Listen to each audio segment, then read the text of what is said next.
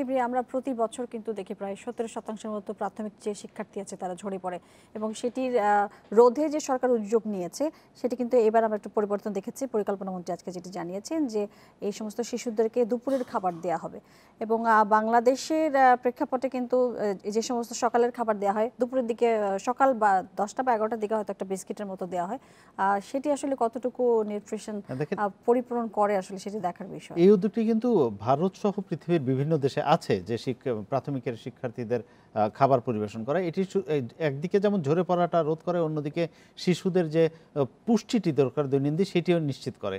তো দুদিক থেকে এটি উপযোগী। যদি এটি অবশ্যই আমাদের এখানে কার্যকর করা যায় তাহলে প্রাথমিক শিক্ষা ক্ষেত্রে আরও পরিবর্তন আসবে। আমি মনে করি যে শিশুদের স্বাস্থ্যের ক্ষেত্রেও, বিশেষ করে প্রত্যন্ত অঞ্চলে এবং দুর্গম অঞ্চলে যারা আছেন তাদের জন্য, সেই সব শিশুর জন্য এটা খুব উপযোগী হবে। নীতিমালা তৈরির কথা কিন্তু বলেছেন আজকে। আমরা প্রতিবেদনটি দেখি।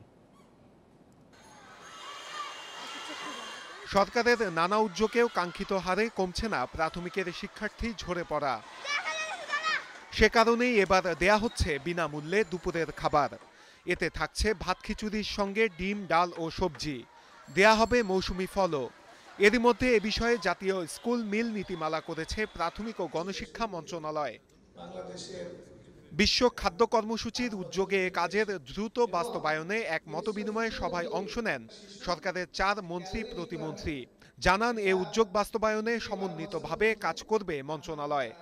আমি মনে করি সমাজের বিত্তবান ব্যক্তি, চেয়ারম্যান, উপজেলা চেয়ারম্যান, এই বিভিন্ন দলকে সম্পৃক্ত করার প্রয়োজন রয়েছে। ডাক মারলে শোনা যাবে, হই করে ওখান থেকে শোনা যাবে, কিন্তু ওখানে পৌঁছতে একদিন লাগবে।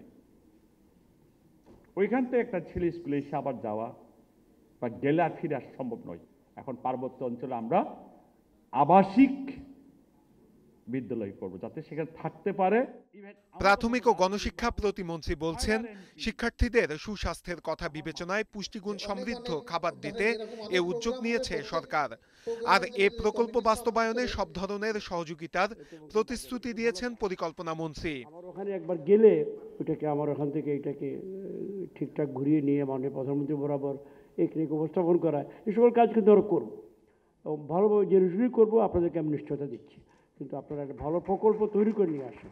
আমরা যদি সকলে মিলে বাস্তবায়ন করতে পারি, একটি নীতি নির্ধারণ করতে পারি আজকে, সেই নীতি অনুযায়ী চলবে এবং বাংলাদেশ সম্ভবের দেশ। দেশের 65,000 প্রাথমিক বিদ্যালয়ে পড়াশোনা করছে অন্তত 2.5 কোটি শিক্ষার্থী। নূরে আলম, ইন্ডিপেন্ডেন্ট নিউজ, ঢাকা।